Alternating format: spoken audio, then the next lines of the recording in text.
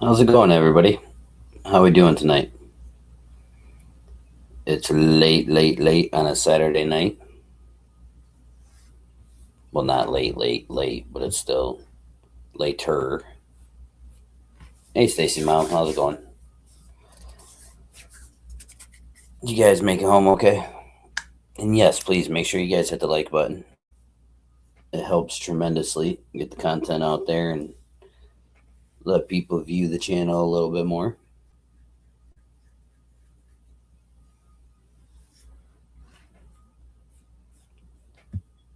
We are going to go over this national security document again, but we're going to read it a little bit more in depth. Let me get it up on screen. What I'm going to end up doing is putting the document itself on full screen so that everybody can see it a little bit better and be able to read it themselves or read along as we go. You didn't ever want to live in Orlando. Yeah. I don't know a lot about Orlando. I've been outside Orlando, but I've never been like to Orlando itself.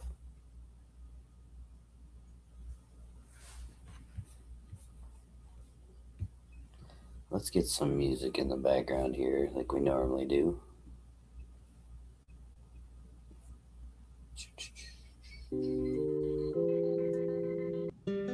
Right, something.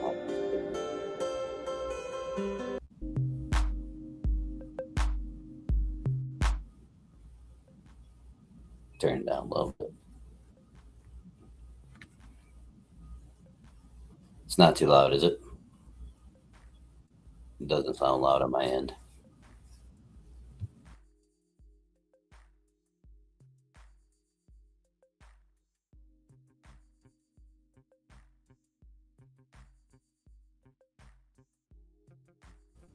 Nope, I just checked. It sounds all right. So, but what we'll do tonight is we'll go through the documents one by one. It is 33 pages, so we're not going to read all of it tonight. I don't think we need to read the opening letter. I think we read that on the last one. So if you guys want to catch up on some of this, make sure you check out the last live stream because we did breeze over a little bit of this. But the first few pages is just the White House opening letter, and then it goes into the table of contents. So realistically, I think there's 30 pages.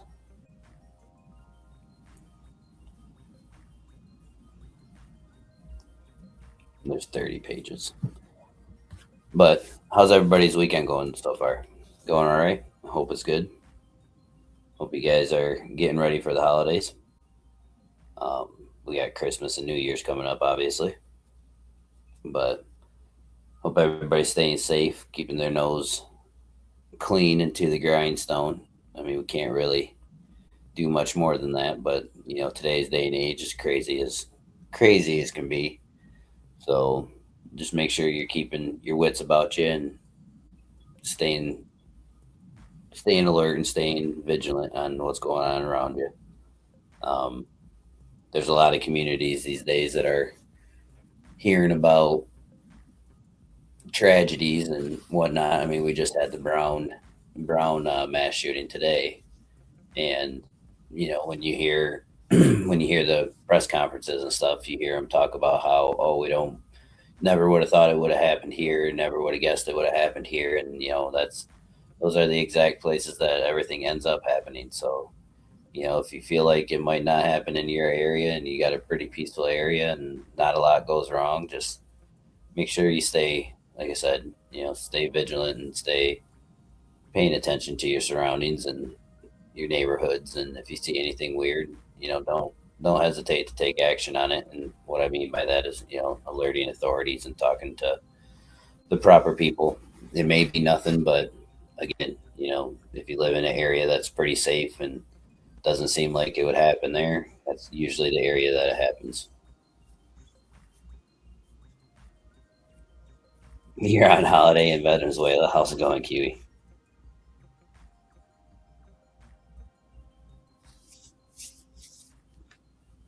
How you doing tonight? You guys having a good weekend so far? It's later on a Saturday night, so I figured if we can go through one of the few of these pages, and at the bare minimum, if I bore you, then I'll put you to sleep. But like I said before on the last live stream, I think it's good to get this information out there to people that want to hear it and want to know what it is that don't always have access or whatever to the documents and are able to read through it themselves or completely understand it. I know some people have a hard time reading and taking in the information. Like myself, I'll read a whole entire page and then realize that I was daydreaming the whole entire time I was reading. Hey, Wilma, how you doing tonight? So then I don't even retain any of the information. But when I sit there and listen to someone, a lot of the times I'll take in a lot more than if I actually read it myself.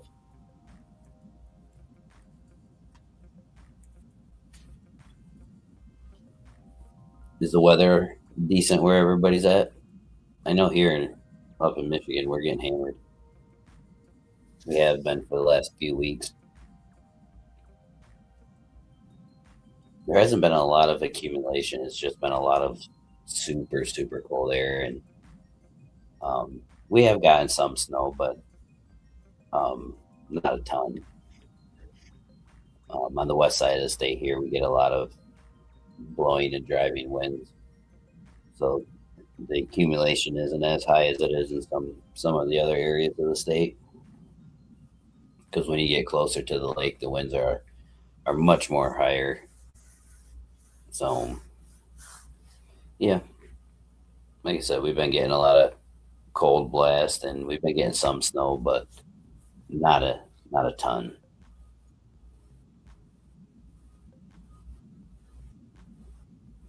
It is winter, no snow, only a little cold. Yeah, surprisingly, a lot of the country is getting hammered with cold air right now. I think I saw not. I mean, this is a little off topic, but did I see over in Washington State there's flooding going on over there or something? I think I read something about that or saw something about that at least. Yeah, Florida don't count. Florida only has two seasons: hot and death hot. So you got like hell summer and then just summer. You guys' blood down there has to be so thin. Like with as much heat and everything, like your guys' blood's got to be thin. Like you guys don't don't get yourself a paper cut because you guys will bleed out in 10 minutes. See, we haven't had. Oh, there is flooding in Washington. That's what I thought I heard. We haven't had much warm air at all. I mean, this is the first time in a long time that the southwest part of Michigan has had ice on the lakes this early. Like we have safe enough ice to go ice fishing and stuff already, and we don't normally have that. Normally, you're like trying to time it right because there's like 1 or 2 weeks that you'll have enough ice, and then it's gone as fast as it came. So this year's the first year that this early we've had this much ice and this much coldness. I know the last few years we've had like 60-degree weather in December. So, um, which I don't mind a lot of snow. It's just the driving cold that drives me crazy, where everything just turns to a sheet of ice no matter what you do. Like they could lay down layers and layers and layers of salt, and it still won't do anything. Everything just is a sheet of ice. That's the part that I don't like. If we got like 4 or 5 inches or foot of snow, I'd be all right with that. I wouldn't have problems with that because like the spring melt, like that helps fills up our river systems, our lakes, and all that stuff. And in Michigan, the last few years, we've had a severe drought, especially during the summertime. So a lot of our lakes and a lot of our rivers and stuff like that are actually drying up. They're not just getting low; they're actually drying up. Lake Michigan's receded back quite a bit, so we could definitely use some rain and a good hammer and snow. Now up north in the UP, those guys they've gotten a buttload of snow. Some places have gotten like 55 to 60 inches of snow in like a 72-hour period. So those guys have been getting a ton of snow up there. Just the lower half of Michigan hasn't been getting a lot of snow.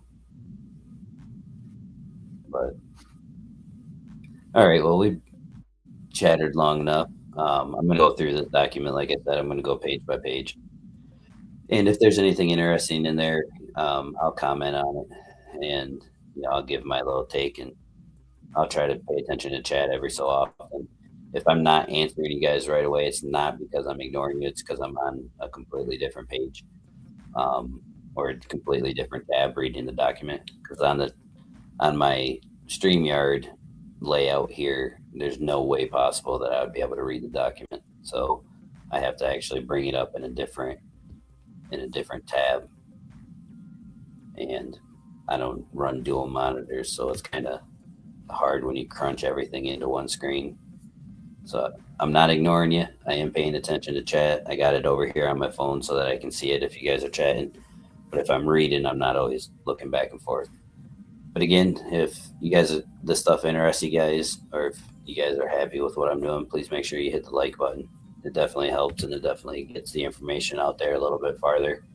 Um, and it's not like this is needful and necessary information, but I do think it's helpful information for people to have. So the farther we get it out there and the more information we get out there, the better. I know there's a lot of different bigger channels that are talking about this, but all they do is they go through and they pull out sections that they want to specifically talk about, and then they string that along to, you know, emphasize on it and try to, fear monger everybody about it. Where just getting the information straight and not really non biased, and me just giving some of my opinion about the entire thing, then I feel like that's a little bit different. But I'll be doing majority of just reading. So, but you guys can also find this document all over the place. I think it's on whitehouse.com or .gov. You can go to the whitehouse.gov and find the document itself and read through it. But yeah, so we'll jump into it. I'm going to make the screen a little bit bigger so you guys can see it. So I think last time we read through the introduction and what is the American strategy. But I think I'll start right here and go through it. Now like I said, we're not going to read the entire thing. We'll read the majority, probably like, I don't know, 6 or 7 pages. And then, we'll pick it up again. Maybe I'll do another live stream tomorrow night and finish it up. But this definitely not a sit down and read one time thing. You guys will definitely be falling asleep, and it'll take me a few hours to get through the whole entire thing. So I'm not going to read all of it tonight, but we'll get through a good chunk of it. So, all right. So this is 2025's national security strategy. It was released, I believe, last week. This is just a opening letter from, it says Donald Trump, but there's no way that that's Donald Trump. And it says November of 2025, so maybe it was released last month. I don't know. Don't quote me on the dates. I'm not a politically correct individual that gets everything to the T. I kind of just wing it. But here's the table of contents. You guys, like I said, whoa. It shot me all the way down because I clicked on one of those. Like I said, you guys can go to whitehouse.gov and find this whole document yourself and read through it if you want. Let's go down a little bit. All right. So let's highlight some of this.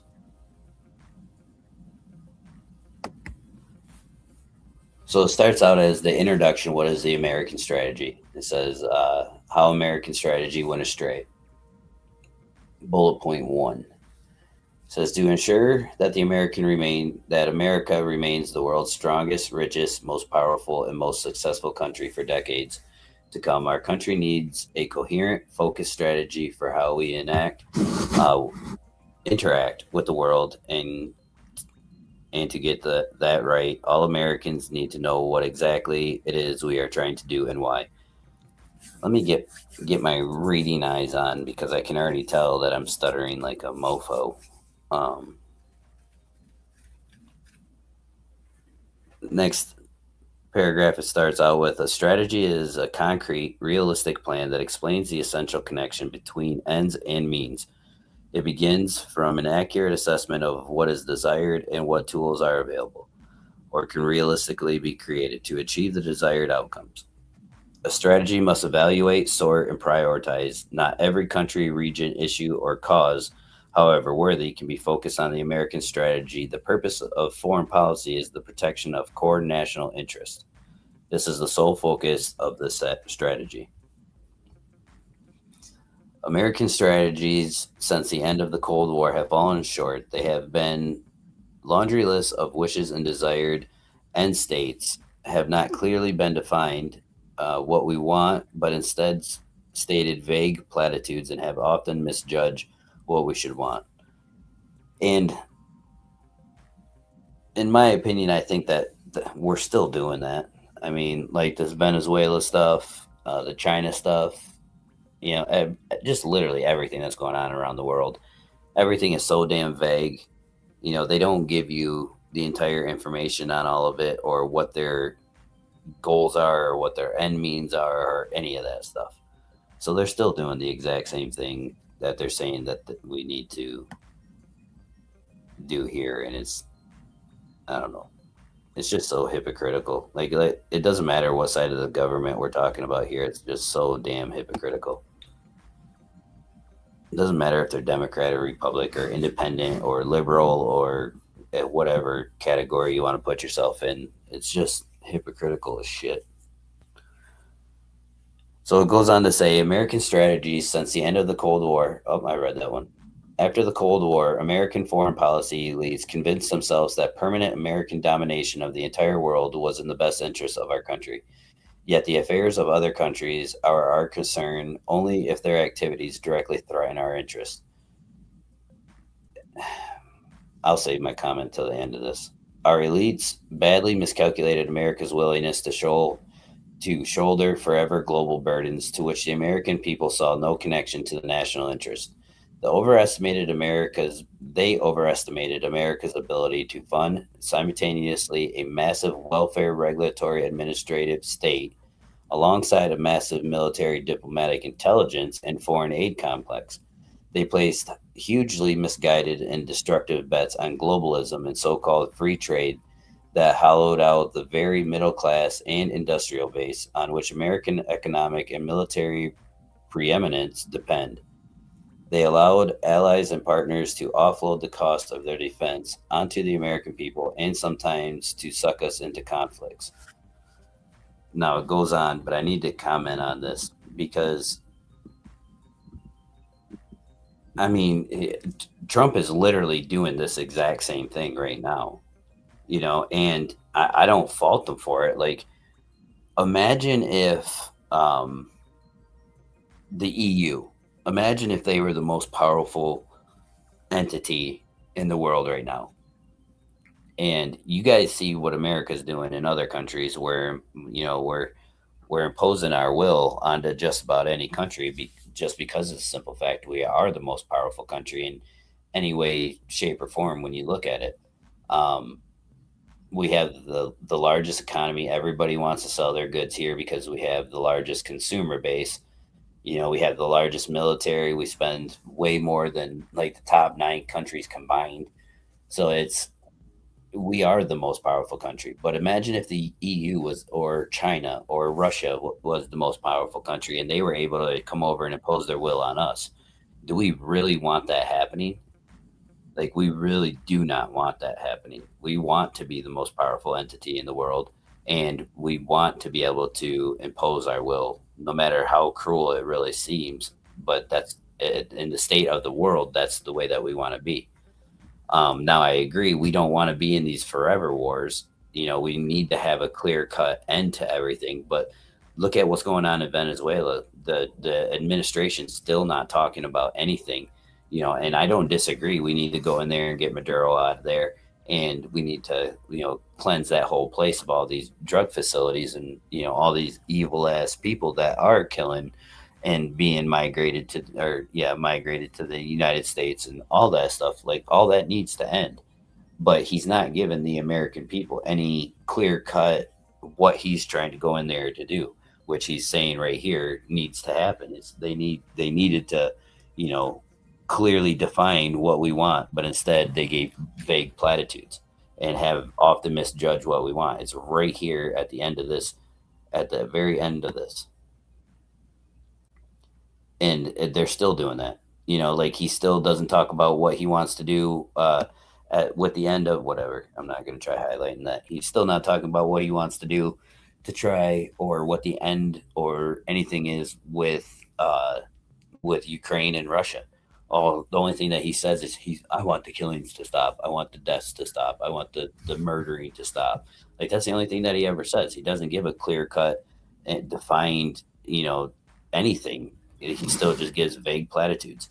When it comes to Venezuela, vague platitudes. When it comes to anything, when it comes to like the Syria stuff that just happened, where two military individuals got ambushed and they were killed, like, it's still vague platitudes. They don't give solid information or anything to the American people, but yet they're sitting here criticizing previous administrations for not doing so. And so it's just, I don't care what side of the fence you are, your party is hypocritical as shit.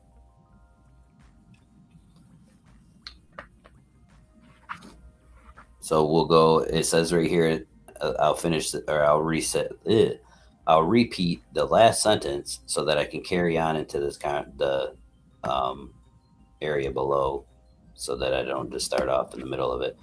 Up here, it starts out as they are allowed allies and partners to offload their costs of defense onto the American people, and sometimes to suck the U.S. Suck us into conflicts and controversies central to their interests, but peripheral or irrelevant to our own. Again, they're doing the exact same thing with this administration as well. Um, and they lashed American policy to a network of international institutions, some of which are driven by outright anti-Americanism and many by transnationalism that explicitly seeks to dissolve individual state sovereignty. In some, not only did our elites pursue a fundamentally undesirable and impossible goal, in doing so, they undermined the very means necessary to achieve that goal, the character of our nation upon which its powers, wealth, and decency were built. Now, I don't think a lot of people understand that, like, a lot of people that are in the MAGA party, like, not just the administration, but the actual MAGA movement and all that, they are some of the biggest elites in the United States right now. And they're trying to do the exact same thing, but in a different direction. And why do you think you got so many people that are trying to fight you and are trying to stop you in every single turn? It's because of the simple fact that you're now trying to make them go 180 degrees the other way, when we should be trying to find somewhere right at 90 degrees where it's right in the middle. Like, the problem in this country is we're constantly tearing each other at the seams, and the seams are our belief systems. I'm not talking about just religious. I'm talking about our beliefs and our morals and all that stuff are getting tore apart at the seams from one another. We have families and friends and everybody that would never speak to each other again because of this. And that shouldn't be a thing. Like, we should be able to understand where each other are coming from decent human beings, but we're not. All we do is then try to do exactly what the United States does on the rest of the world. We're trying to impose our will on others. We're trying to tell them that what they believe and how they feel and the life that they want to live is wrong. And nobody, I don't care what side of the fence you are, wants to be told that. And that's exactly what our elites are doing right now. I mean, you got Donald Trump, he's one of the elites. You got RFK, he's an elite. You got Elon Musk, he's an elite. You got, I mean, the list just goes on and on and on and on. I mean, and they are the ones that are trying to bring our society, like, really swing the pendulum all the way back the other way. What I'm afraid of is that pendulum is going to go way too far the other way, where we need it to, slow down and stop somewhere in the middle instead of just drastically swinging one way and then drastically swinging the back the other way. Because the vast majority of the people in the United States don't feel the same way as what either side of these guys do. And I mean, that's shown in the at the voting polls. Realistically, we only have 100 and what was it, 154 million or something like that voted in this last primary election, and that's only maybe half of the United States.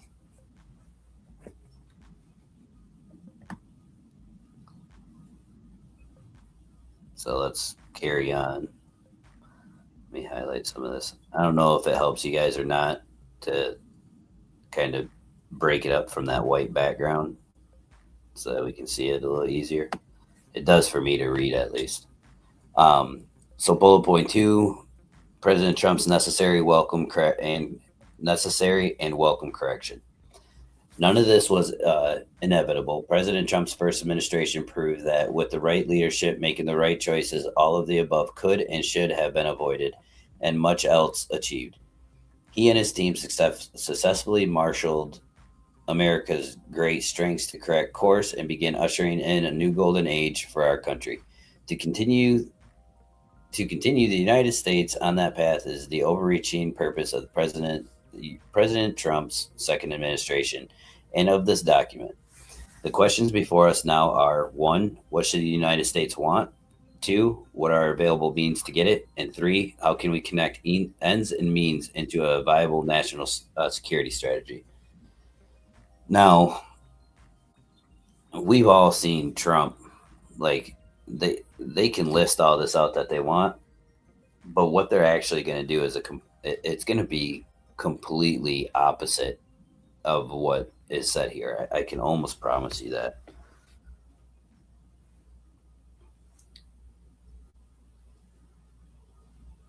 Okay. Sorry, guys. I just checked over on chat a minute, make sure I wasn't missing anybody or anything. But with Trump the way that he is now, like,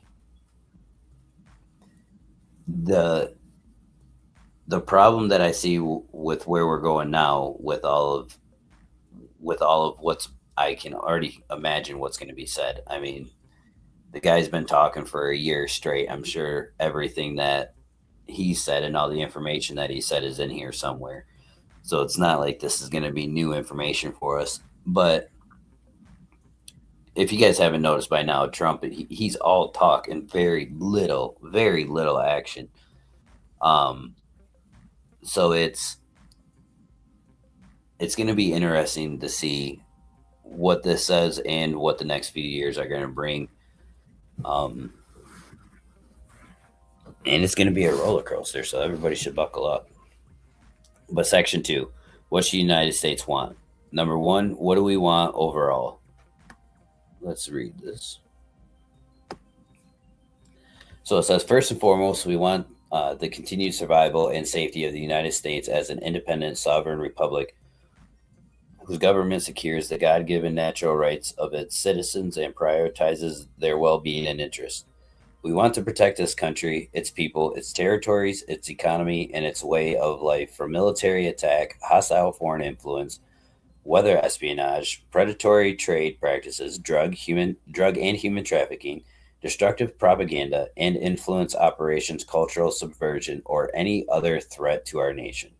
We want full control over our borders, over our immigration system, and over transportation networks through which people come into our country, legally and illegally. We want a world in which migration is not merely orderly, but one in the sovereign countries work together to stop rather than facilitating destabilizing population flows and have full control over whom they do and do not admit.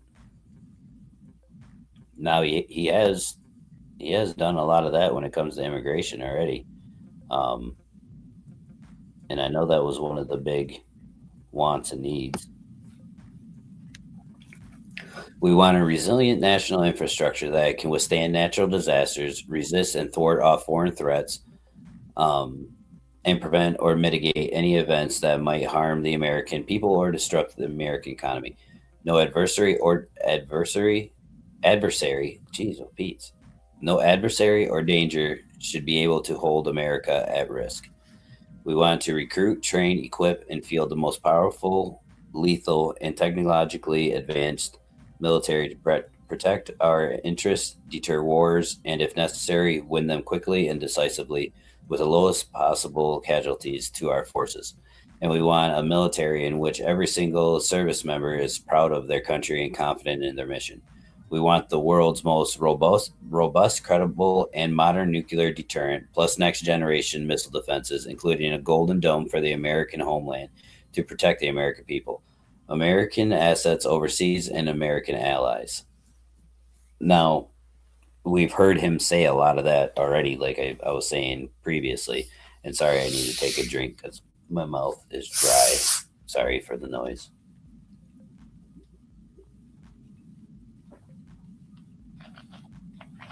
And I actually agree with this section here because, again, like I said, we want to have that dominance across the world. Like, we don't want other countries to have dominance over us, as cruel or as bad as it may seem.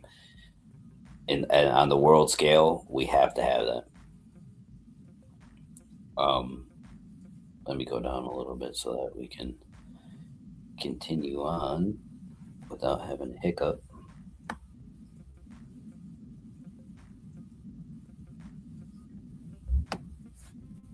So it states, we want the world's strongest, most dynamic, most innovative, and most advanced economy. The United States economy, or the U.S. economy, is the bedrock of the American way of life, which promises and delivers widespread and broad-based prosperity and creates upward mobility and rewards hard work. Our economy is also the bedrock of our global position and the necessary foundation of our military. We want the world's most robust industrial base. American national power depends on a strong industrial sector. Oh my goodness, capable of meeting both peacetime and wartime production demands. That requires not only direct defense industrial production capacity, but also defense related production capacity. Cultivating American industrial strength must become the highest priority of national economic policy. Now, I don't know if anybody ever paid attention back during the World Wars, but the American industrial capabilities back then um, was insane. Like, you guys know how large aircraft carriers are. We were pumping those out like once every, I think it was once like every 3 weeks or so. I would have to go back and look, but it was like within a few weeks, we were just cranking them out. And think about that. Think about how much of production needs to go into that, how much steel needs to be made, how much like all everything that it does that like goes into making an aircraft carrier, and we were kicking them out. Nowadays, like it takes us years to build an aircraft carrier. Like, how were we so productive, you know, 80 years ago, 90 years ago, even 100 years ago, we were more productive than what we are now. And the reason is because we took a lot of that production and moved it out of our country. We thought it was better to have it done cheaply somewhere else in the world and then shipped over to us than what it actually would be here. And like when you have an entire economy of people that are working together to create things that defend our country, which it wasn't just shipbuilding. You got to figure there was tanks that needed to be built, there was vehicles that needed to be built, there was, ammo that needed to be made, there was all of that needed to be done. Nowadays we outsource most of that to other countries, and then we don't do any of that in house. But when you have an entire country of people that are working on supplying our military and whatnot, it brings the whole country together for one purpose. But nowadays, so many Americans just hate our country that that that is what they bred us into. Is they made us hate this country, and made us be demonized that we're the worst country in the world. I mean, look at what the Democrats are doing right now on every front. Even if it's something good that we're doing, they're getting the Trump administration is getting demonized. I mean, a lot of this stuff is common sense, but yet the Democratic side of our government is just fighting everything tooth and nail, just absolutely tooth and nail. And so it tells you that at least half of our country really does hate our country for what we stand for. Now, do I think every part of what America stands for is how do I want to say it? Like morally correct? No, but I mean, we're a lot better than a lot of other places around this world. So, you gotta, like I said, you gotta take a minute and sit back and think, like, would you want to live in China? I mean, would you want to live in Venezuela? Would you want to live in Mexico? I mean, listen to all these things that are going on. Would you want to live over in any European country right now?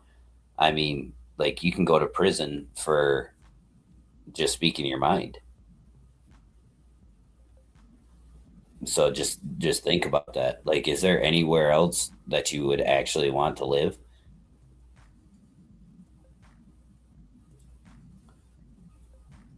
So when we sit here and want to demonize our country, like, where else would you want to be? That's a genuine question. I mean, let me know down in the chat or even in the comment sections on, like, where else would you rather be than the United States?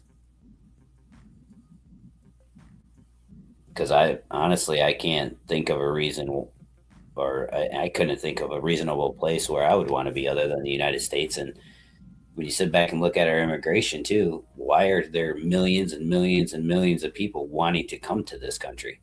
If this country was so bad, why do so many people want to break every law we have to get here? We can't be that bad. So for one of our, for our Democratic Party, for almost the entire Democratic Party, want to tell us on how bad and hateful and destructive of a nation we are, then like why are you guys here? Like what is your purpose? You're going to come here and try to change three-quarters of the United States? It's not going to happen. Let me get back into this because I get off on tangents.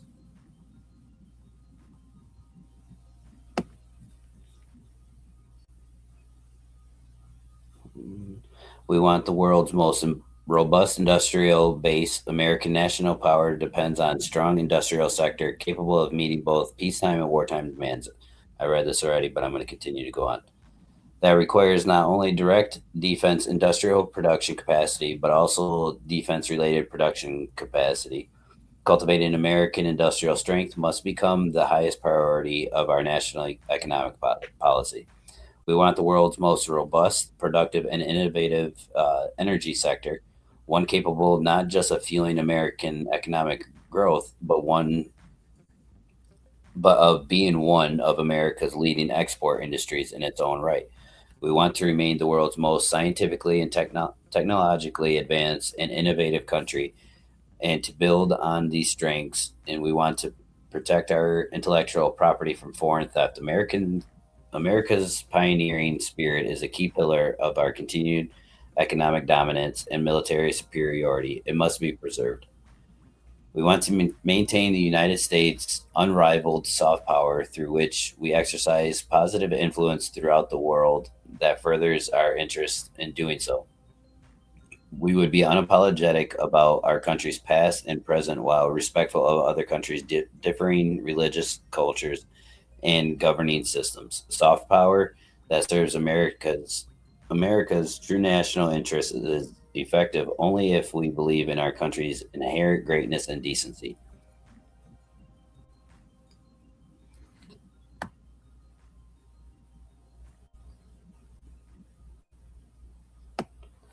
Finally, we want the restoration, reinvigoration of American spiritual and cultural health, without which long term security is impossible.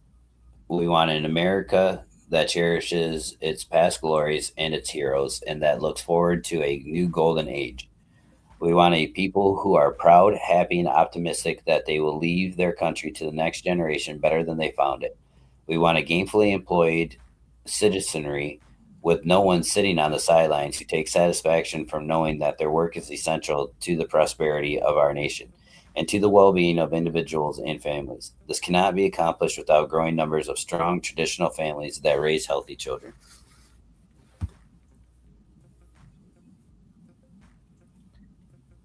Here we go. What do we want from the world? What do we want in and from the world? Achieving these goals requires marshaling every resource of our national security, our national power. Yet the strategies focus on foreign policy. We are America's core foreign policy interests. What are America's core foreign policy interests? What do we want in and from the world? Bullet point one, it says we want to ensure that the Western Hemisphere remains reasonably stable and well governed enough to prevent and discourage mass migration to the United States. We want a hemisphere whose governments cooperate with us against narco terrorists, cartels, and other transnational criminal organizations. We want a hemisphere that remains free of hostile foreign incursion or ownership of key assets and the support critical supply chains. And we want to ensure our country access to key strategic locations. In other words, we will assert and enforce a Trump corollary to the Monroe Doctrine. I think I said this last time. I don't know why everything's got to be a Trump this and a Trump that. Like, why can't they just come up with a name that doesn't have Trump in it? We want to halt and reverse the ongoing damage that foreign actors inflict on the American economy while keeping the Indo Pacific free and open, preserving freedom of navigation in all crucial sea lanes, and maintaining secure and reliable supply chains and access to critical materials. We want to support our allies in preserving the freedom of security of Europe while restoring Europe's civilization, self confidence, and Western identity. Europe's got to want that, though. Like, we can't make Europe do that if their entire world over there doesn't want it. We want to prevent an adversarial power from dominating the Middle East, its oil and gas supplies, and the choke points through which they pass while avoiding the forever wars that bogged us down in the region at great cost. And we want to ensure the U.S. technology and U.S. standards, particularly in AI, biotech, quantum computing, drive the world forward. These are the United States' core, vital national interest, while we also have others. These are the interests we most focus on above all others, and that we ignore or neglect at our peril. I don't think I necessarily disagree with any of that, but again, I think, it all, like when it comes to Europe and trying to restore all that stuff, like I don't know. We need to restore our Western ways here in the United States before we worry about Europe. Europe right now is kind of a lost cause. That place, man, that place is worse than the United States, and that's saying something.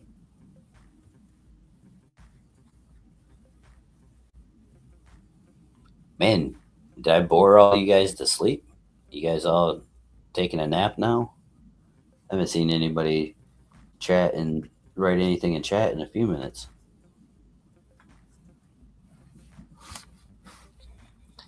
So we're on to number 3. It says, "What are America's available means to get what we want?" It says America retains the world's most inevitable, uh, inviolable position. Oh, it's not a word that I've seen too often or at all. With world-leading assets, resources, and advantages, including a still nimble political system that can course correct, the world's single largest and most innovative economy, which both generates wealth we can invest in strategic interests and provides leverage over other countries that want access to our markets. The world's leading financial system and capital markets, including the dollar's global reserve currency status. Talking about the American dollar, did you guys see uh, the EU is like threatening to sell like $2.7 million or $1 trillion worth of bonds that they're holding? And if the EU decides they want to sell that, then that's going to drop the American dollar like 30%. I don't know what it's at currently, but like if you drop $1 down 30 cents, now your dollar in the world is only worth 70 cents. So, like, if we try to take our money outside the United States, our dollar would only be worth 70 cents. But I think it would be less than that because I don't know what our dollar is worth right now.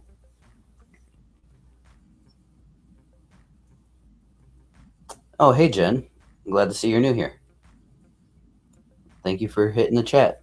Appreciate it. Thank you for listening. But if the EU decides to do that, then that's gonna be bad for our entire economy. Like even the markets. That means the stock market would take an automatic 30% hit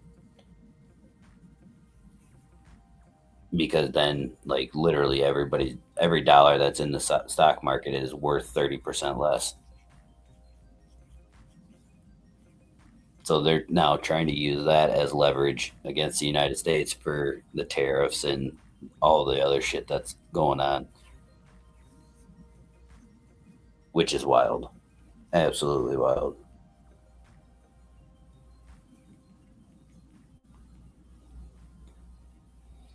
Yeah, I mean, if you have the money to invest in silver and gold, I would definitely do so because those are starting to creep up there. Where was I? So here we go. The world's most advanced and most, oh, I read that one. The world's most powerful and capable military, a broad network of alliances with treaty allies and partners in the world, the most strategically important regions, an inevitable, there's that word again, an inviolable geography with abundant national resources, no competing powers physically dominant in our hemisphere, borders at risk of military invasion, and other great powers separated by vast oceans. See, I don't think I agree with all of that because, like right now, the we're every ally that we have right now, we're pissing off. Like literally every ally. The only ones that we're not like making angry is basically Israel. Don't get me wrong. Like I love Israel to death and I support Israel through and through, but man, they're not going to be much help when it comes to the world stage. Like we need the EU, that's part of NATO. And if we're constantly pissing everybody off, like What's going to make them not drag their feet to come help us in situations? Don't get me wrong, we're one of the strongest militaries in the world, but we're not going to be able to take on like 4 or 5 of these countries at the exact same time. Yeah, I got it.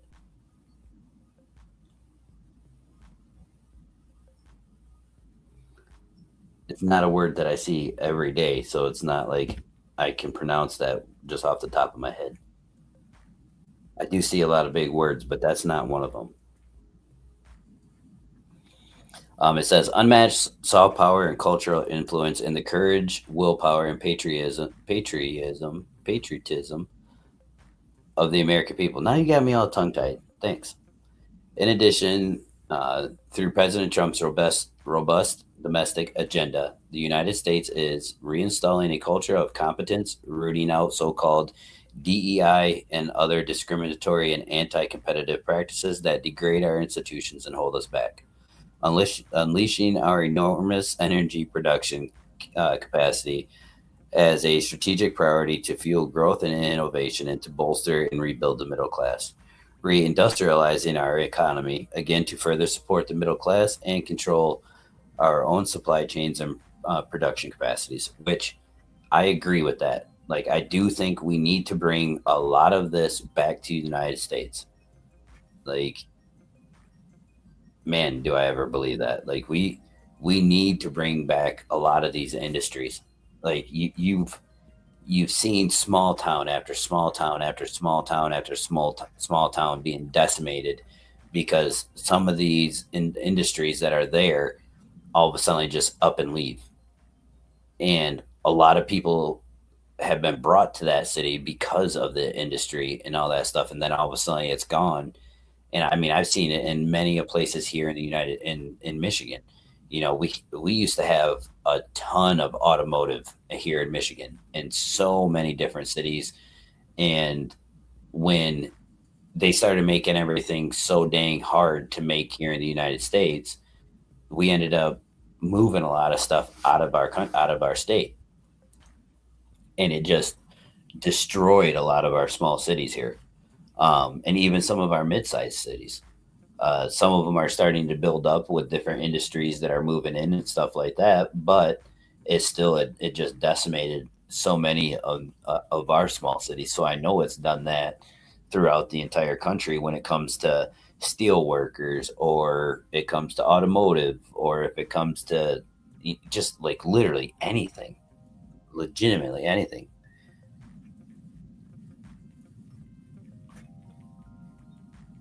Oh, this is a short page. Good, good, good. So we'll highlight this. Says returning economic freedom to our citizens via historic tax cuts and deregulatory efforts, making the United States the premier place to do business and invest capital, and investing in emerging technologies and basic science to ensure our continued prosperity, competitive advantage, and military dominance for our future generations. The goal of this strategy is to tie together all of these world leading assets and others to strengthen American power and preeminence and make our country even greater than it ever has been. Again, this all sounds fine and dandy and sounds fantastic, but I don't know how much of this he's actually going to accomplish. I mean, look at what's happening every time they go to make any kind of sort of a change. You know, they're being blocked all over the place. So it's like it's I don't know. It almost seems worthless at times, which I guess you can't give up because then things will never change. But you know, I mean, again, I'm not a Republican, but I can't get down with a lot of the things that the Democrats are doing right now, and I'm not a Democrat either. Like for me personally, I think it's fucked up that we want to put ourselves in categories. Like we are literally segregating ourselves. And if you look at it, like the United States loves to segregate ourselves. We segregate ourselves by, religion. We segregate ourselves by, the color of our skin, the way we talk, what our sexuality is, what our our political beliefs are, what kind of um, like cars you drive. Like we are the land of segregation. Like we intentionally, put ourselves in different categories from each other, and it never used to be that way. Like everybody, it seemed like the American dream and everything was the exact same for everyone. Like you wanted to get a house, own your own property, have a family, be able to provide for that family, be able to go on some small vacations, be able to afford, maybe not top of the line things, but nice things, and not have to work your entire life away in order to get those things.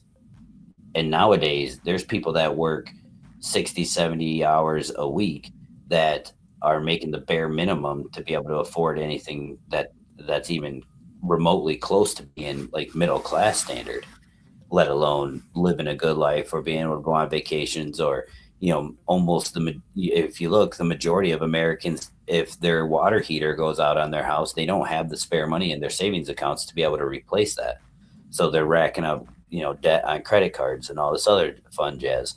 Like they've made us they have made us so dependent on the system in general that now they're mad because everybody relies on the system so much.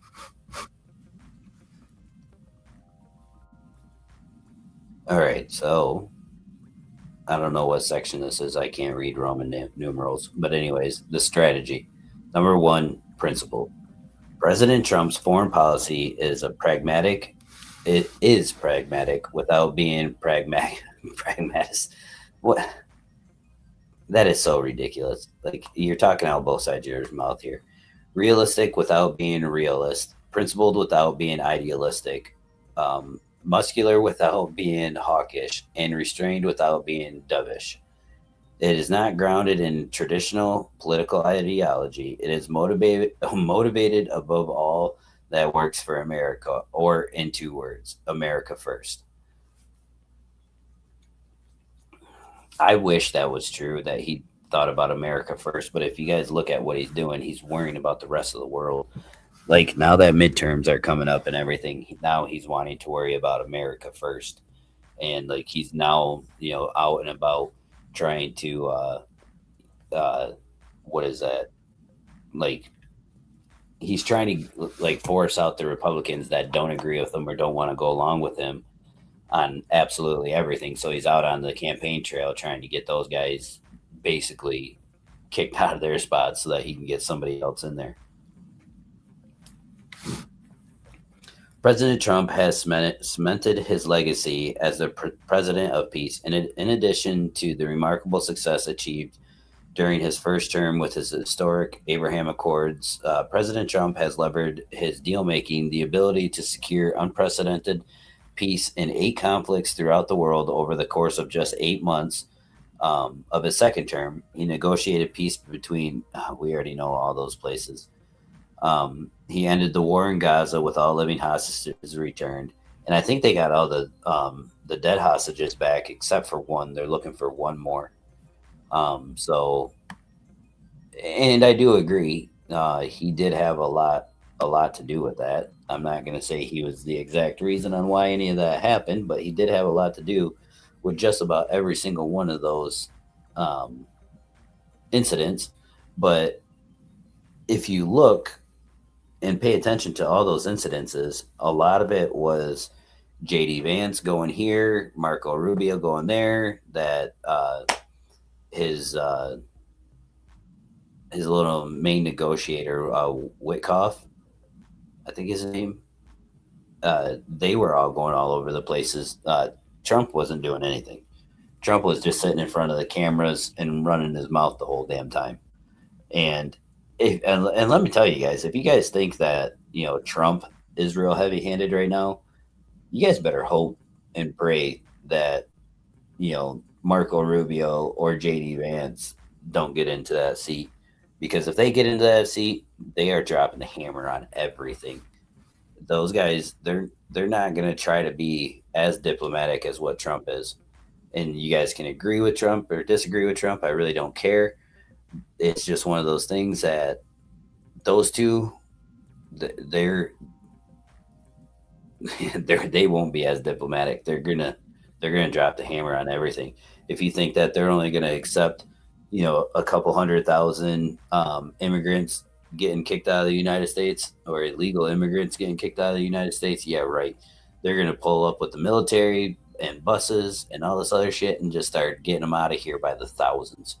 And I can guarantee you that. Um, I don't have absolute proof on that, but the way those guys are, they're going to drop the hammer on some people. So it says, stopping regional conflicts before they spiral into global wars that drag down whole continents is worthy of the commander in chief's attention and a priority for this administration. A world on fire where wars come to our shores is bad for American interests. President Trump uses unconventional diplomacy, America's military might, and economic leverage to surgically extinguish embers of division between nuclear capable nations and violent wars caused by centuries long hatred. President Trump has proven the American foreign defense as the intelligence policies must be driven to the following basic principles. Bullet point one, focused definition of the national interest. Since at least the end of the Cold War, administrations have often published national security strategies that seek to expand the definition of America's national interest, such that almost no issue or endeavor is considered outside its scope. But to focus on everything is to focus on nothing. America's core national security interests shall be our focus. Bullet point two, peace through strength. Strength is the best deterrent. Countries or other actors significantly deterred from threatening America's interests will not do so. In addition, strength can enable us to achieve peace because parties that respect our strength often seek our help and receptive to our efforts to resolve conflicts and maintain peace. Therefore, the United States must maintain the strongest economy, develop the most advanced technologies, bolster our society's cultural health, and field the world's most capable military. Which I think we're doing that.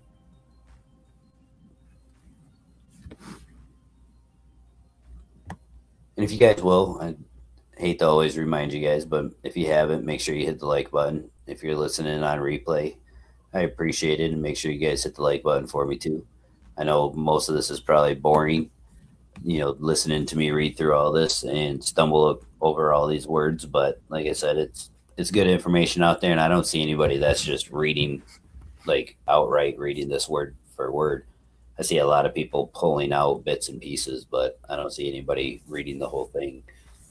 So I'd rather be a little different, which I am a little different. Predisposition to interventionism. In the Declaration of Independence, America's founders laid down a clear preference for non-interventionism in the affairs of other nations and made clear the basis. Just as all beings possess God-given equal national rights, all nations are entitled by the laws of nature and nature's God to a separate and equal station with respect to one another. For a country whose interests are numerous and diverse as ours, rigid adherence to the non-interventionism is not possible. Yet the predisposition should set a high bar for what continues a justified intervention. So glad you are covering this. People need to know, bro. Oh, nice. And good to see you, BBTV.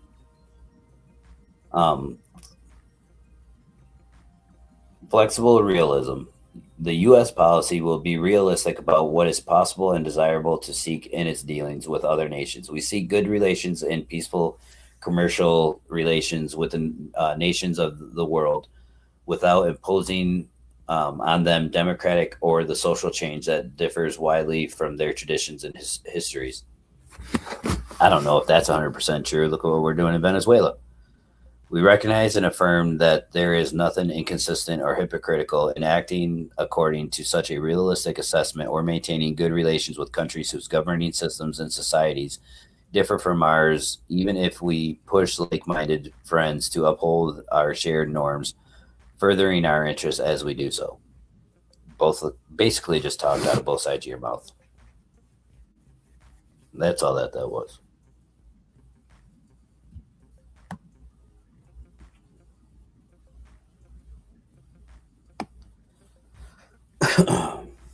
Primacy of nations. The world's fundamental political unit is and will remain the nation state.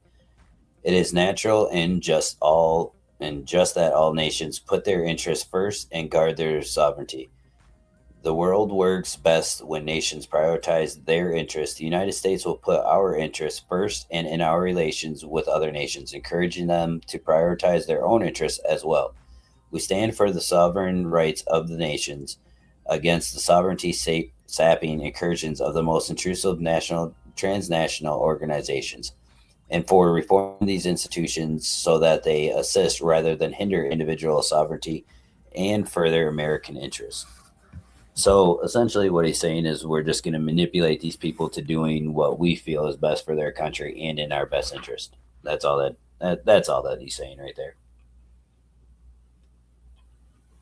Which, again, I don't disagree with totally, because we do need to worry about America first. Like, if we're not worrying about our country first, then how are we expected to be like a icon on on the world stage when our country's falling apart? But yet we want to go to these all these other countries and act like we're so superior. Like it doesn't work out that way. So he needs to get this country in order first before he goes and worries about the rest of the world. Sovereignty and respect. The United States will unapologetically protect our own sovereignty. This includes preventing its erosion by transnational and international organizations, attempts by foreign powers or entities to censor our discourse or curtail our citizens' free speech rights, lobbying and influence operations that seek to steer our policies or involve us in foreign conflicts, and the cynical manipulation of our immigration system to build up voting blocs loyal to foreign interests within our country. The United States will chart our own course in the world and determine our own destiny, free of outside interference. I don't know how he's going to do that.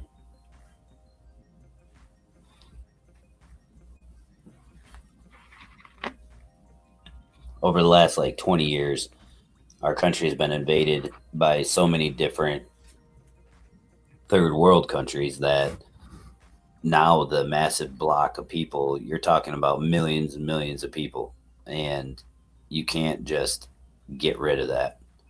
Like, as much as you want to root all of it out, like you're not going to get rid of all of it.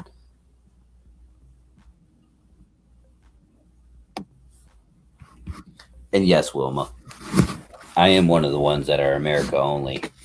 um, I don't think that we should be doing anything around the world when our country is as broken as it is.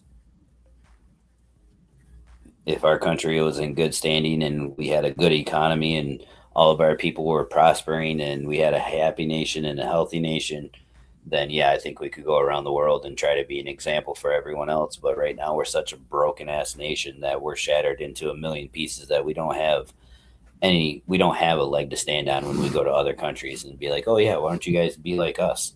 Why don't you act like us? Why don't you guys look like us? Like we don't have that right now. Now I hope no other country does that to us, but right now we don't really have the moral authority to go out and do something like that. So I do believe that it needs to be America only right now. Balance of power. The United States cannot allow any nation to become so dominant that it could threaten our interest.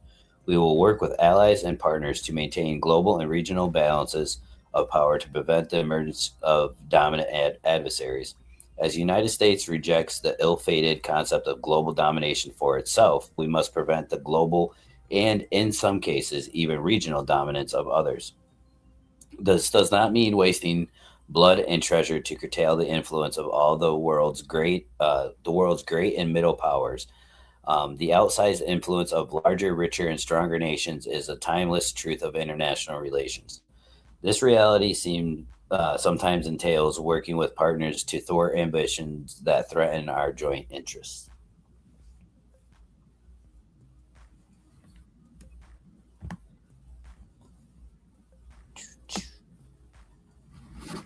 The next bullet point is pro American worker. American policy will be pro worker, not merely pro growth, and it will prioritize our own workers. We must rebuild an economy in which prosperity is broadly based and widely shared, not concentrated at the top or localized in certain industries or few parts of our country.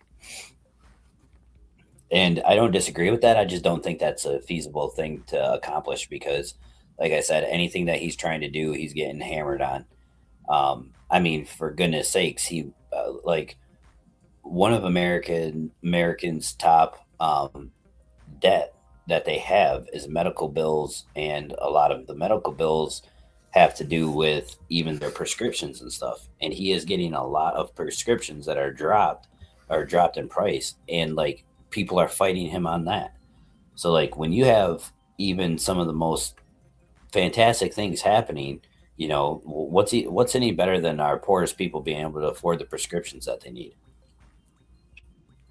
Now, I understand that it's not on every single medication that's out there, but he is fighting for us to have the most favored nation pricing on our medical um, prescriptions, and like he's being fought on that. So I don't see that like this is all fine and dandy that he's saying all this, but being able to accomplish any of it, I don't necessarily see any of it happening.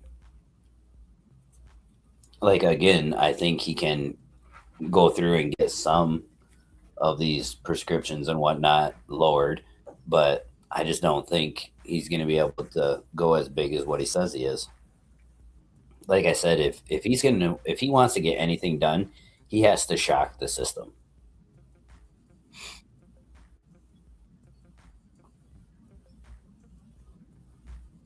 Right? Yeah, it's one of those things, Jen, where you have to clean up your own neighborhood before you can go to somebody else's neighborhood and say their neighborhood is shit. Or, you have to keep your own house in order before you can go over and judge someone else for how they're doing their own home. Like it doesn't give you really a leg to stand on. And that goes with the way the United States is now, is like everyone in the States thinks that their opinion matters. And in all reality, like none of our opinions matter. Like how I live my life, your opinions on how I live my life don't matter. My opinions on how you live your life don't matter. But yet, in the world we live in now, I have to believe that my opinion on how you should live your life is more morally correct and higher than the way you live your life. And you think the way you live your life is more higher than the way I live my life. And it's like we believe we believe our ways are the exact ways that it has to be done. And I'm not saying you specifically, Jen. I was just saying in an example. So people need to get back to the factor of where your opinion does not matter. And I think we've seen that at the highest stages that people's opinions don't matter. Look what's going on in all of our news agencies, and on every broadcast that you see, everybody has their own opinion. And what are these opinions really changing? They're not changing much of anything. The only thing that they might change is somebody else's opinion. So, like, in the grand scheme of things, your opinion, our opinion, everyone's opinion does not matter. And people need to quit acting like they do. Fairness. Did I read this one? Yeah. So, fairness. From military alliances to trade relations and beyond, the United States will insist on being treated fairly by other countries. We will no longer tolerate and can no longer afford free riding trade imbalances, predatory economic practices, and other impositions on our historic goodwill that disadvantage or our interests.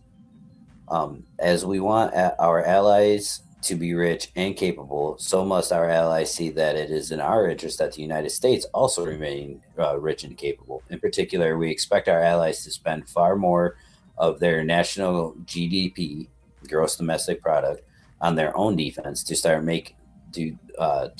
to make up for the enormous imbalances accrued over decades of much greater spending by the United States. Now, I agree completely with that. 100%. Like, it is not our responsibility to send you billions and billions and billions of dollars of defense equipment because you can't do it yourself. Like, that is not our problem. I don't care who you are, if you're ally, not an ally, it doesn't matter to me. Like, we should not be the ones sending you all of that. And now, like, if Mexico was being invaded by China, then yeah, that's part of our problem. We need to send them some military equipment. But the shit that was going on with Israel and Gaza, I don't think we should have been sending shit over to Israel. The stuff that's going on over in Ukraine, I don't think we should have been sending shit over to Ukraine. Like, the entire EU is over there. They should have been the ones that were providing everything to those guys. And now, if you guys see, there's a huge investigation of hundreds of millions of dollars that were embezzled by Vladimir Zelensky's secondhand man. And then there's videos of Vladimir out there, you know, talking on the screen, doing one of his little speeches, and there's white stuff just blowing out of his nose. Like, how often do you guys have just white boogers? I'm sorry to put it that way, but really, how often do you just have white chunks flying out of your nose? You don't.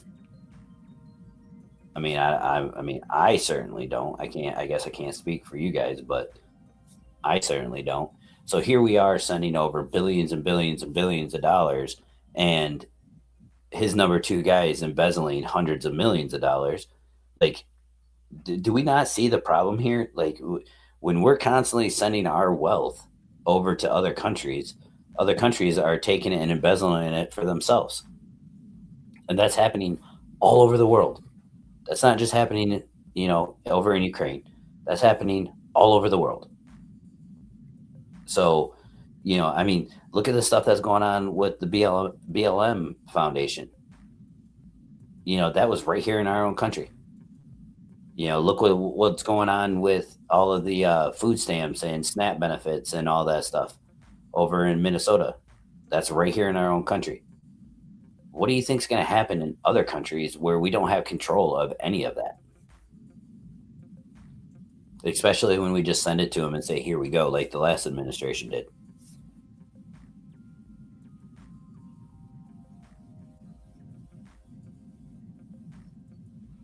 No, I understand EU and Europe is not the same, but they are on the same side of the world as this whole incident that's going on.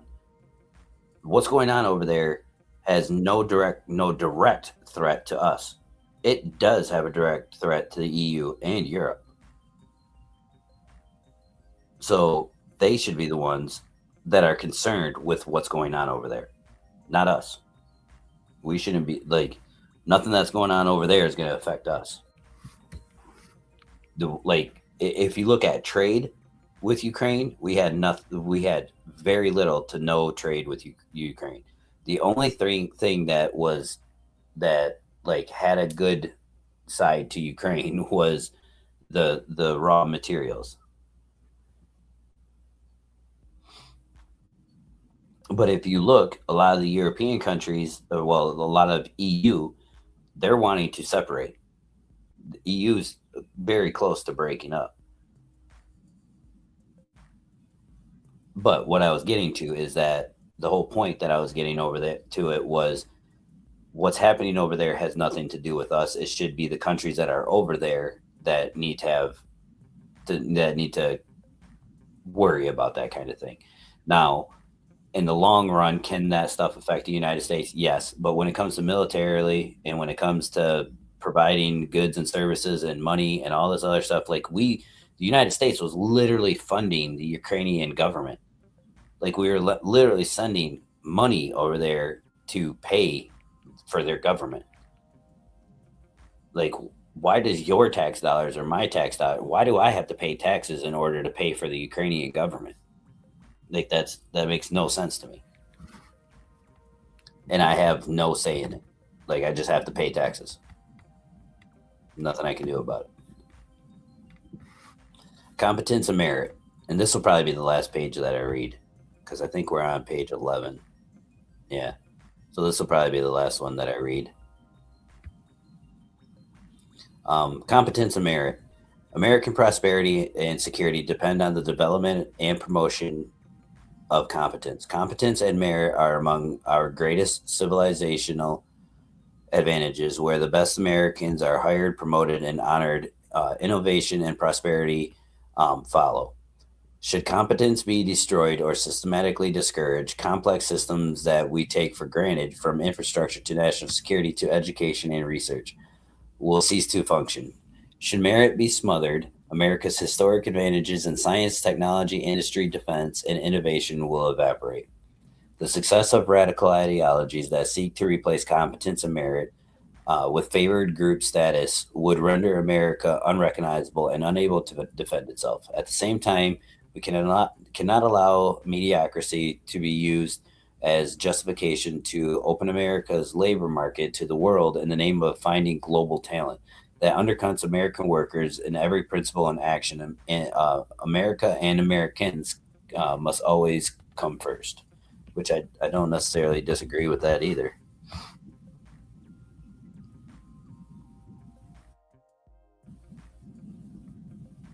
No, I agree with you there, Wilma. I definitely do.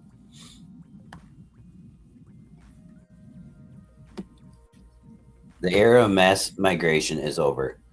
Who a country admits into its borders, in what numbers and from where, will eventually, inevitably, define the future of that nation. Any country that considers itself sovereign has the right and duty to define its future. Throughout history, sovereign nations prohibited uncontrolled migration and granted citizenship only rarely to foreigners who also had to meet demanding criteria. The West's experience over the past decades vindicates the enduring wisdom in vindicates the enduring wisdom. In countries throughout the world, mass migration has strained domestic resources, increased violence and other crime, weakened social cohesion, distorted labor markets, and undermined national security. The era of mass migration must end. Border security is the primary element of national security. We must protect our country from invasion, not just from unchecked migration, but from cross border threats such as terrorism, drugs, espionage, and human trafficking. A border controlled by the will of the American people, as implemented by the government, is fundamental to the survival of the United States sovereign republic. Sovereign republic.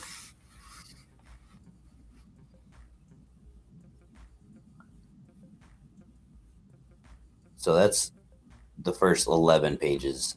And I believe, like I said, it's 33. And I'll probably go live again tomorrow night and read more of this. Let me see.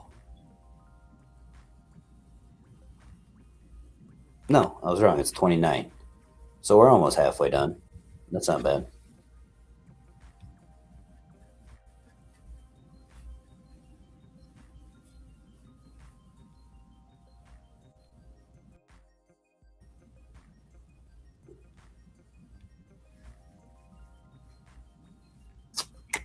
Let's go to chat here. EU is getting shafted too. But why do we keep flipping the bill for everyone? I never consented to that, or the fight in Gaza, or the bullshit in Venezuela. Yeah. Well, I don't agree. I don't disagree with getting Maduro out of there. Um, but the problem is like, again, our history and our record for trying to change nations and trying to put in diplomatic power has been terrible. Has been absolutely terrible. And one of the things that I believe is that if the people of that nation want to change power so much, then realistically, they have to dig down deep and they have to do it themselves. Now, I agree that if Trump is stopping the drugs, I don't I don't find a problem with that. If Trump is seizing these oil tankers, I don't find a problem with that. Um, the things that I look at is, a lot of this stuff is being taken to the Supreme Court. Um, a lot of it in so many different ways. And I don't think the Trump administration has lost a single case in the Supreme Court, have they? So for me personally, if they're doing these certain types of things, then they have to be within their power of doing it. And if we're stopping the oil supply, the illegal oil supply, and then we're stopping the drugs from coming to our country, I'm not going to really complain about that. There's bigger and worse things to be complaining about. Now, if Trump is going to sit here and put boots down in Venezuela to take over the Maduro government and all this other shit, now I got a problem with that. I don't think we should be doing that. I don't believe in that. But you know, knocking out a couple of drug boats and taking over a tanker, eh, there's bigger fish to fry out there. But in this scenario, he said a couple of times that ground situations will start happening soon, and I don't agree with that. I don't think we should be putting any of our troops in there. We've already proven that we don't need to be doing that shit. Like, look at the Middle East.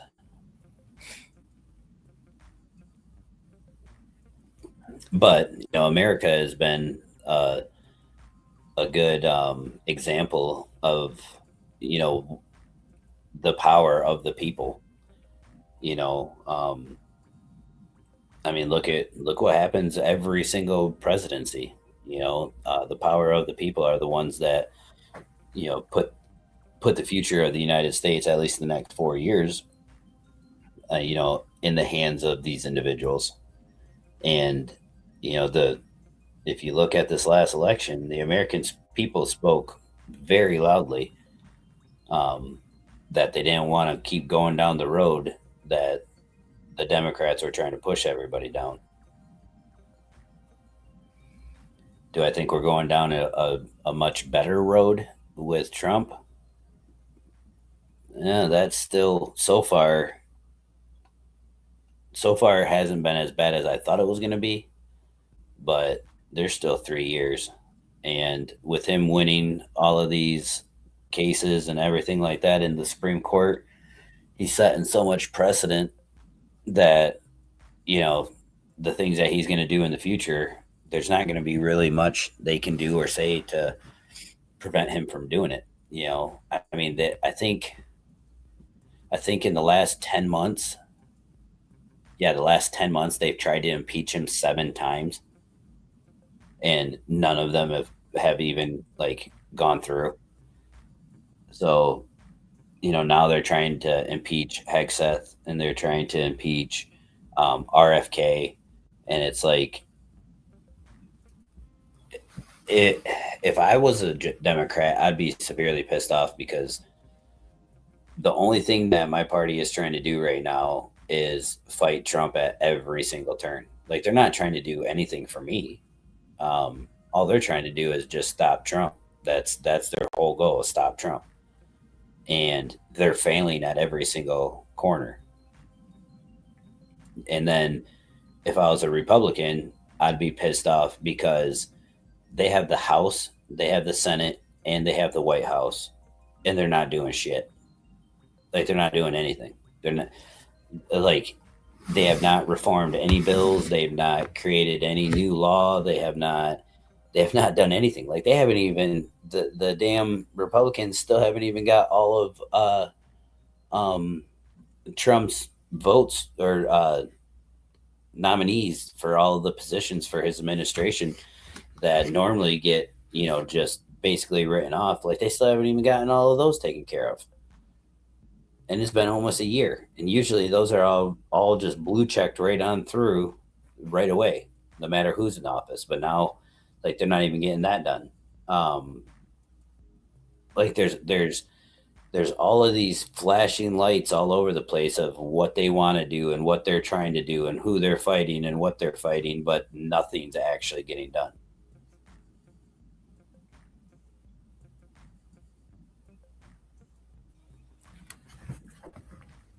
And these guys, now the Democratic Party has a bunch of infighting, the Republican Party has a bunch of infighting.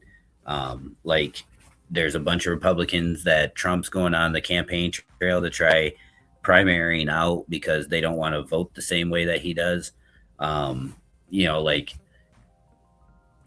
Trump talks about this filibuster stuff, like ending the filibuster and whatnot, and everybody thinks it's a huge deal that they don't want to be the ones to end the filibuster. They don't want to end the filibuster, but literally, this last administration, the Biden administration, they were only, I think, like two Democratic votes, is what stopped the Democratic Party from ending the filibuster. Two. And they primaried those two people out. So now literally everyone, if the Democrats get back in power, guess what they're going to do? They're going to end the filibuster and they're going to do whatever the hell they want. Trump's not lying about that. If you go back and you look at everything, he's not lying about that. So if the Republicans really wanted to get anything done, they could end the filibuster right now because it's going to happen one way or another, and they can just start getting shit done. They won't need the Democrats for anything. But yet, there's still people that are in, as Republicans, are still inside everybody else's pockets, and they're still getting paid by so many different people that they don't want to end the filibuster, because then that's going to end up changing a bunch of bills and a bunch of policies and stuff like that are lining their pockets. And guess what President Trump gets to do? Nothing.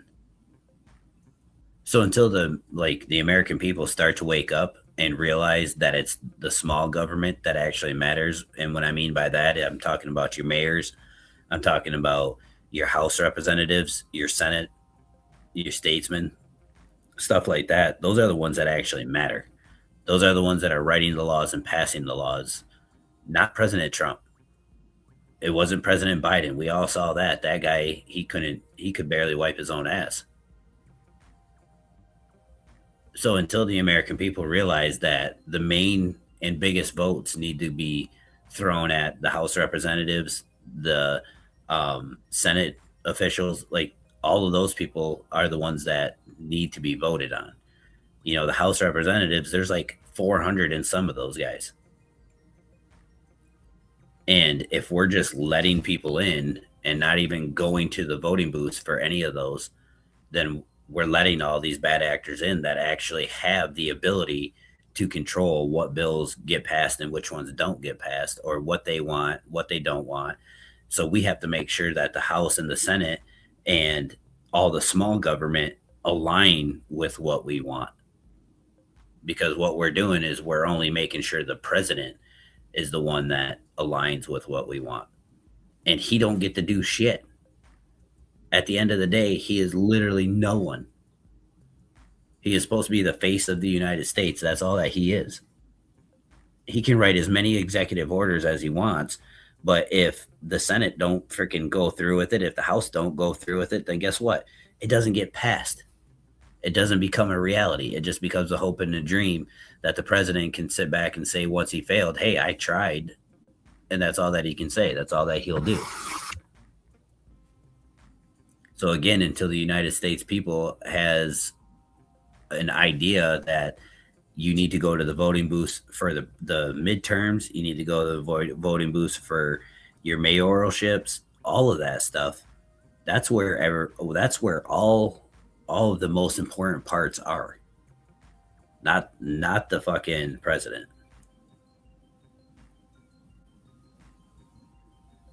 you guys are hilarious. I was watching the little round table that they had with the entire Trump administration. And do you guys see, like, all the shit that everybody talks about Biden, but do you guys see how many times Trump falls asleep? that dude is, he's like, you can sit there, they'll zoom in on his face, and he's looking down so that you can't see that his eyelids are actually shut. Because then when he looks back up, his eyes are like super heavy and all that, and it's like, yeah, you're trying not to fall asleep, you old ass motherfucker. Like, he is more competent than Biden could have ever imagined being, but still, like, we gotta stop having 70, 80-year olds in our in our presidency. Like, we need to get back to having like 40 and 50-year olds in there, or even 60-year olds, but not these 70, 80s, and 90-year old. Like, they need to go back to the retirement home, play bingo, and take naps. Like, they need to quit running in the government. Like, and they're all stuck in their old ways. Like, it's bad. We need to definitely get some young bloods in there. But all right, everybody, be looking out tomorrow for another live stream. I'll probably do another live stream tomorrow night, and we'll go over the majority of the rest of that. If we need to, we'll do a third live stream finishing it up. But if you guys can, like I said, make sure you guys hit the like button, share the video, and yeah, thank you guys for being here. I hope you guys have a good rest of your Saturday night. I hope I didn't bore everybody to sleep. And yeah, we'll catch you guys tomorrow night. All right, guys, take it easy.